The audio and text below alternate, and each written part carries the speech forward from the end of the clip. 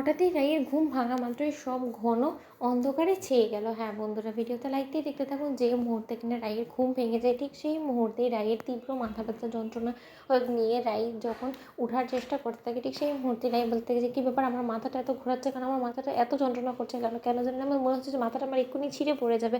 আর তার থেকে বড় কথা, আমার চোখের সামনে সব কিছু এরকম ধোঁয়ার ধোঁয়ার কেন লাগছে, কেন আমার মনে হচ্ছে যে সব কিছু কুয়াশা ঘন মেঘের মতন একদম সব কিছু আবছা আবছা হয়ে উঠছে কেন, আমি তো কিছুই বুঝতে পারছি না। অনির্বাণ কোথায়? অন্যদিকে রাই বলতে থাকে যে আস্তে আস্তে আবছা থেকে এখন সব অন্ধকার হয়ে আসছে কেন। ঠিক সেই মুহূর্তে রাই যখন নিজের এই যন্ত্রণাটা সহ্য করতে করতে এক পর্যায়ে হাঁপিয়ে যায়, ঠিক সেই মুহূর্তেই রাই যন্ত্রণায় কাতরাতে থাকে। অন্যদিকে রাইয়ের এই কাতরানোর আওয়াজ পাওয়া মাত্রই রুমিতা রাইয়ের কাছে ছুটে গিয়ে বলতে থাকে যে কী ব্যাপার বৌদিমণি, তুমি এরকম ছটফট করছো কেন, কী হয়েছে তোমার? তোমার কোনো কষ্ট হচ্ছে?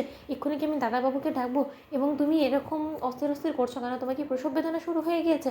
বলো না বৌদিমণি, তুমি কথা বলছো না কেন? ঠিক সেই মুহূর্তেই যখন নমিতা দৌড়ে গিয়ে অনির্বাণকে ডাকে এবং বলতে থাকে যে অনির্বাণদা তুমি যত শীঘ্রই সম্ভব বৌদিমণির কাছে একবার এসো তো, দেখো তো বৌদিমণি কেমন যেন একটা করছে। অন্যদিকে অনির্বাণ বলতে থাকে যে বৌদিমণি কেমন যেন একটা করছে মানে কি বলতে চাইছো তুমি নমিতা দি?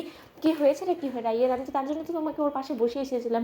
নির্ঘাত তুমি কোনো গাফিলতি করেছো, তার জন্যই হয়তো বা রাইয়ের কোনো রকম কোনো কষ্ট হয়েছে, রাই পড়ে চলে যায়নি তো? অন্যদিকে নমিতা বলতে থাকে যে না দাদাবাবু, তুমি একবার এসে দেখোই না। অন্যদিকে যখন অনির্বাণ রাইয়ের কাছে এসে দেখতে পায় যে রাই যন্ত্রণায় কাতরাচ্ছে এবং রাই একে অনির্বাণ জিজ্ঞেস করার মাত্রই যখন অনির্বাণ বলতে থাকে যে রাই তোমাকে কি এক্ষুনি হসপিটালে নিয়ে যেতে হবে, তোমার কি প্রসব বেদনা শুরু হয়ে গিয়েছে, নাকি আমি স্রোতকে কল করবো? অন্যদিকে রাই বলতে থাকে যে না অনির্বাণ, সেরকম কোনো কিছুরই প্রয়োজন নেই। আমার মাথাটা কেন জানি মনে হচ্ছে যে এক্ষুনি ছিঁড়ে পড়বে এবং আমার চোখের সামনে সব কিছু ঘন অন্ধকারে ছেয়ে গিয়েছে, আমি কাউকে কোনো কিছু দেখতে পাচ্ছি না এবং সব কিছু আবছা আবছা থেকে শুরু হতে হতে এখন এমন হয়েছে যে সব কিছু অন্ধকার হয়ে গেছে, কিছুই আমি দেখতে পাচ্ছি না। এরকম কেন হচ্ছে আমার সাথে? অনির্বাণ অন্যদিকে অনির্বাণ বলতে থাকে যে কিছু দেখতে পাচ্ছ না মানে?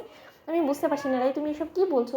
তোমার মাথাটা ঠিক আছে নাকি? হয়তো বা তুমি নির্ঘাত মাত্র হঠাৎ করে কোনো দুঃস্বপ্ন দেখছিলে, সেই ঘুম থেকে উঠেছো বেরিয়ে হয়তো বা তোমার এরকম মনে হচ্ছে। রাই তুমি একটু শান্ত হওয়ার চেষ্টা করো, দেখবে তোমার একটু বেটার ফিল হবে। অন্যদিকে রাই বলতে থাকে যে না অনির্বাণ, আমি ঘুমের ঘরে কোনো কথা বলছি না, আমি কোনো দুঃস্বপ্নও দেখিনি।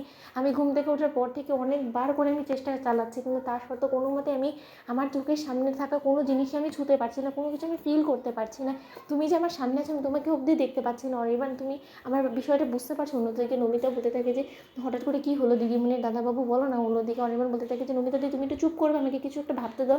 অন্যদিকে অনির্বাণ যখন বলতে থাকে যে আমি বরঞ্চ সর্বপ্রথম স্রোতকে কল করি, স্রোত কিছু একটা সলিউশন দিতে পারবে। অন্যদিকে অনির্বাণ যখন এক মুহূর্তে অপেক্ষা না করে স্রোতকে কল করে, ঠিক সেই মুহূর্তে স্রোতকে গোটা বিষয়টা খুলে বলা মাত্রই স্রোত চিৎকার করে এবং বলতে থাকে যে কী ব্যাপার, এসব কী করে হতে পারে, এটা তো অসম্ভব। অনির্বাণ তো হঠাৎ করে রাই দিদিভাইয়ের চোখের সামনে সব কিছু আবছা আবছা হতে হতে এরকম করে অন্ধকার হয়ে গেল এবং রাই দিদিভাই এখন কোনো কিছুই দেখতে পাচ্ছে না, সেটা কী করে হতে পারে? রাই দিদিভাইকে যত শীঘ্রই সম্ভব হসপিটালে নিয়ে চলো। তো বন্ধুরা লাইক কমেন্ট শেয়ার করো, সাবস্ক্রাইব করতে ভুলো না।